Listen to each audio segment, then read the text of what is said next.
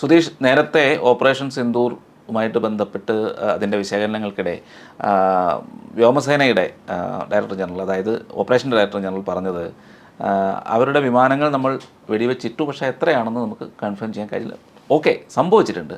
പക്ഷേ ഇന്നിപ്പോൾ കൃത്യമായ വെളിപ്പെടുത്തലുകൾ air chief marshal Amarpreet Singh അദ്ദേഹം പുറത്തുവിട്ടിരിക്കുകയാണ്. അദ്ദേഹം പറയുന്നത് 5 ഫൈറ്റർ ജെറ്റുകളും ഒരു വലിയ വിമാനം, അത് അവാക്സ് ആകാം എന്ന് ആണ് പറയുന്നത്. S-400 വഴി ഏതാണ്ട് സർഫസ് ടു എയർ 300 കിലോമീറ്റർ ദൂരെയുള്ള ടാർഗറ്റാണ് വെടിവെച്ചിട്ട്. അതായത് റെക്കോർഡഡ് ആയിട്ടുള്ള ഏറ്റവും ദൂരത്തെ ഒരു കില്ലാണ് സംഭവിച്ചിരിക്കുന്നത്. അപ്പോൾ ഇപ്പോൾ അത് പുറത്തു വിട്ടു.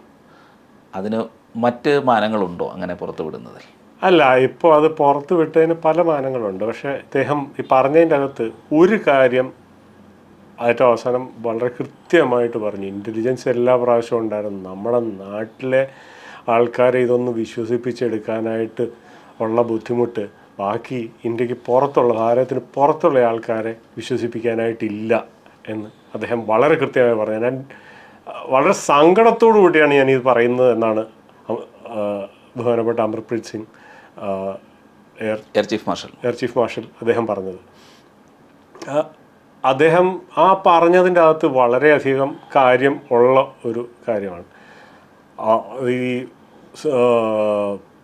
അവാക്സ് വിമാനം, ഒരു വലിയ ഒരു അവാക്സ് വിമാനമായിരുന്നു.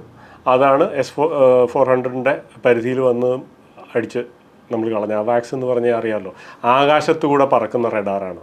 മറ്റ് യുദ്ധവിമാനങ്ങൾക്ക് കണ്ണും കാതുമായിട്ട് നിൽക്കുന്ന ഒരു റഡാറ് സാധനമാണ്. അപ്പോൾ അത് വളരെയധികം സ്ട്രാറ്റജിക് ഇമ്പോർട്ടൻസ് ഉള്ളൊരു സാധനമാണ് ഒരു അവാക്സ് വിമാനം എന്ന് പറഞ്ഞാൽ.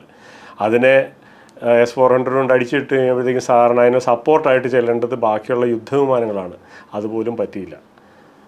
പാകിസ്ഥാൻ്റെ ഗതികേടാണ് ശരിക്കും പറഞ്ഞത്. നമ്മൾ ഈ ആദ്യമേ തന്നെ ഇത് മുഴുവനും കൂടെ പറയാതെ ഇരുന്നത് എന്തുകൊണ്ടാണെന്ന് ചോദിച്ചാൽ ഞാൻ പറയും പാകിസ്ഥാനെ ഒരു പരിധി വിട്ട് അവഹേളിക്കേണ്ട ആവശ്യമില്ല.